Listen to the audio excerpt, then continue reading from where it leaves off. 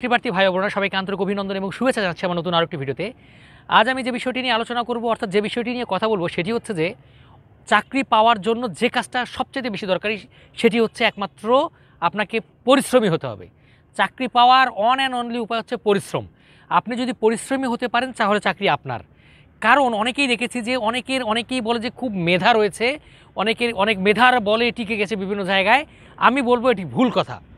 মেধা নয়, বরং পরিশ্রমের কারণে সে বিভিন্ন জায়গায় চাকরি পেয়েছে, বিভিন্ন জায়গায় চান্স পেয়েছে, বিভিন্ন চাকরিতে টিকেছে। ঠিক আছে, এর একমাত্র কারণ হচ্ছে পরিশ্রম। দেখবেন যে অনেক অনেক মেধা রয়েছে, অনেক কিছু তৈরি করতে পারে, কিন্তু চাকরি পাওয়া আর অনেক কিছু বানানো কিন্তু এক জিনিস নয়। কারণ চাকরি পাওয়ার জন্য আপনাকে কিছু স্পেসিফিক জায়গা, কিছু স্পেসিফিক পদ দিয়ে আপনাকে যেতে হবে, যেটি কিন্তু সবাই করে না।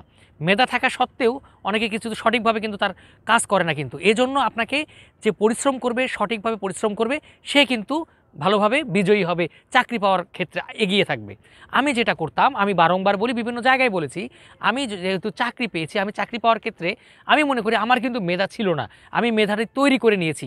যেমন কোনো চাকুর যদি ধার না থাকে সেটাকে ধার করে নেওয়া যায়, কিন্তু সেটা যদি ফেলে রাখা যায় সেটাতে কিন্তু মরিচা ধরে। কাজেই আপনার মেধা আছে, কিংবা আপনার হচ্ছে যে আপনি পরিশ্রম যদি না করেন, সেটা যদি ভালোভাবে নিজেকে শানিত না করেন, তাহলে কিন্তু আপনি কিন্তু চাকরি পাবেন না।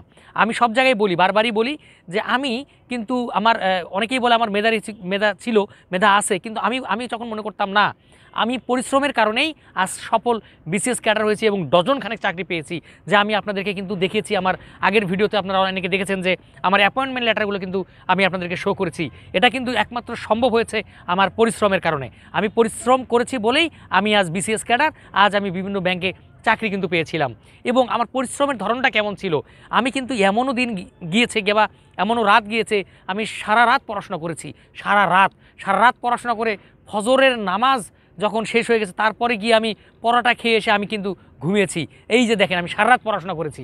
পড়াশোনা না করলে কিন্তু সফল আমি হতাম না। আমি যদি পড়াশোনা না করে বসে থাকতাম তাহলে কি হতাম না।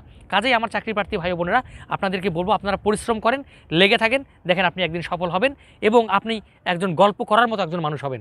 তো আমার চাকরি প্রার্থী ভাই বোনেরা, এই ছিল আজকের মতো ভিডিও। যদি ভিডিওটি ভালো লেগে থাকে অবশ্যই আমার চ্যানেলটি সাবস্ক্রাইব করে লাইক শেয়ার কমেন্টের পাশেই থাকবেন। ধন্যবাদ আপনাদের সবাইকে।